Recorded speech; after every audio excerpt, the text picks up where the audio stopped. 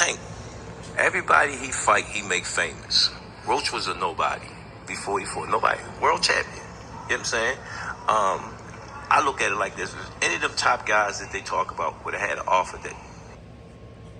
He said Lamont Roach was a nobody, but a world champion. Is he a nobody or is he a world champion? Which one is it? He says Lamont Roach was a nobody. Tank makes everybody famous. Lamont Roach was a nobody that we made famous, but a world champion. Let's keep listening, shall we? Been offered to Tank, they'd have jumped on it too. That's happening, you know what I'm saying? My suggestion is, you put me in a light where everybody know me now. You know what I'm saying? Let me keep it moving. I come back to Tank later. You know what I'm saying?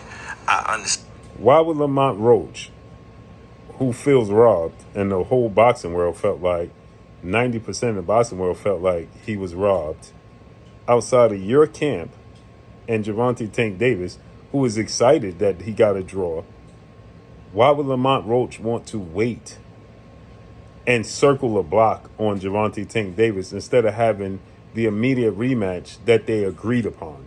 This sounds absolutely ridiculous.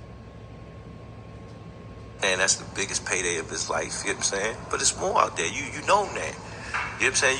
You look at Pitbull, he running with. Wait a minute. Now he's talking about the biggest payday of your career. Well, Gervonta Tank Davis was offered the biggest payday of his career to fight Devin Haney after Devin Haney beat Regis Prograis, and His Excellency Turki Al-Sheikh was offering it, but y'all was talking about loyalty.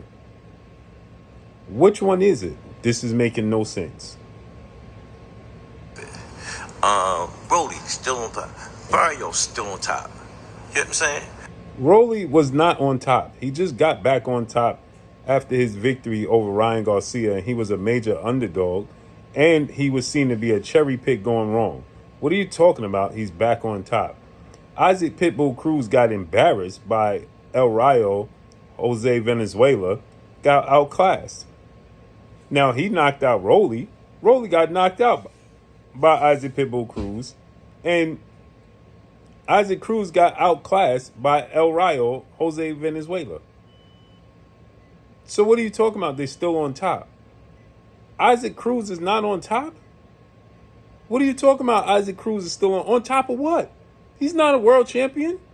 He beat Rolly and became a world champion, but Rolly beat Ishmael Barroso, and everybody thought Rolly lost to Ishmael Barroso.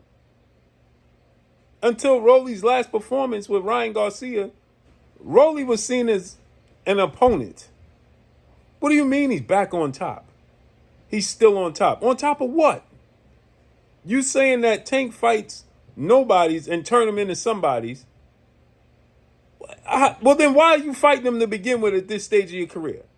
If you saying that Lamont Roach, who is 25 wins, 1 loss, 2 draws now with 10 wins by way of knockout, who beat Hector Garcia and was the WBA super champion, super featherweight champion, then why did you fight him if he was a nobody when you had the pick of the litter? Make it make sense. Martin about to fight soon, so it's about to see where he's at. And then he's trying to say Frank Martin is still on top. Frank Martin ain't fight since he lost the Tank. That was 2 years ago. When's the last time we saw it? And shout out to Frank Martin. That's my guy. I like Frank Martin. When is the last time you seen Frank Martin in the ring? Since losing to Tank Davis. Now Frank Martin is rumored to fight against Rancis Bartholomew. What do you mean he's still on top? On top of what? He's never fought for a world title and he's not a world champion. So what is Frank Martin on top of? I just look at it like, oh, forget about that. Tank, go in and do what you got to do, because at the end of the... Forget about it, right? He's telling Tank to forget about a Lamont Roach fight and a Lamont Roach rematch, because at the end of the day, it's about feeding your family. But he says that we got a blessing. We was in camp. Listen what he says. He said they was in camp and they got a blessing. They was preparing for Lamont Roach. Then they got a blessing that Jake Paul doubled back and contacted them to make a fight. They got a blessing. They supposed to be the face of boxing and cash cow in boxing. They got a blessing from Jake Paul because he doubled back. You see how ridiculous this entire camp starts to sound? Today, it's about taking care of you and your family. Can you imagine if Canelo Alvarez said, I got a blessing, if Jake Paul calls him? Can you just imagine? Sounds ridiculous. Is it a bag and should he turn it down? No. He should get that bag. I'm not saying he shouldn't. But watch, when asked about spinning the block on Lamont Roach rematch, he's going to talk about maybe when they get old. What?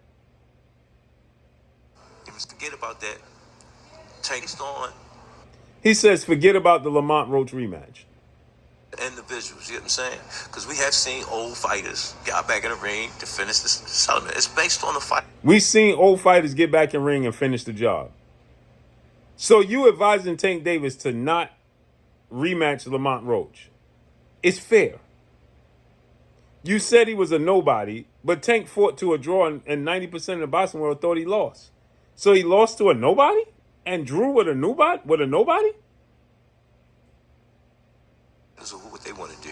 And one thing people don't understand, money is being spent before the fight.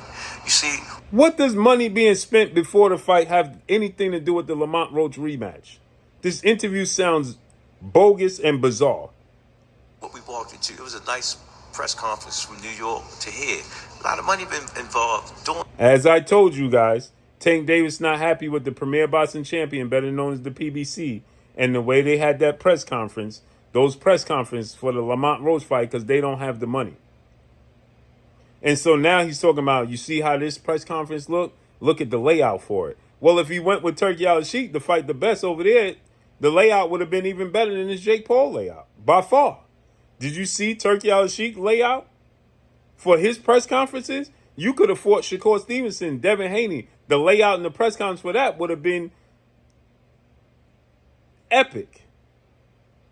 But those are competitive fights. What they're doing to get it off, you know what I'm saying?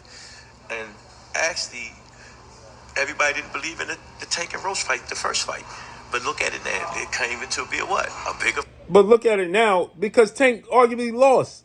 Calvin? And people want to see, was it a fluke? What do you mean? Fight now. So why did you fight him if he was... Man, listen, man. It's going to be best when Gervonta Tank Davis retired. Because it's just a bunch of smoke and mirrors. I didn't want to say that before. The truth is, it's going to be best when this dude retires, man. This is diabolical. It's bizarre and diabolical, man. Not like Coach Calvin, but it's just diabolical, bro. They're not being honest. It's a bunch of smoke and mirrors, a bunch of deflecting, and a bunch of nonsense, man. We had to wait and see how this fight finish out. Then he's talking about the gloves. Oh, yeah, man, because he says that Tank, he told Tank, Jake Paul should be fighting in 10 ounces and you should be fighting in 8s. And Tank was like, oh, yeah, facts. But Tank is the one that asked for the 12 ounce. What? Mind blown. Tank is talking about facts. He said, Tank told him, oh, yeah, facts, Pop. Facts, Dad. He's the one that asked for the 12 ounce gloves. Man, that's all I got for y'all, man. It's your boy Blue signing off. I'm gone. Peace.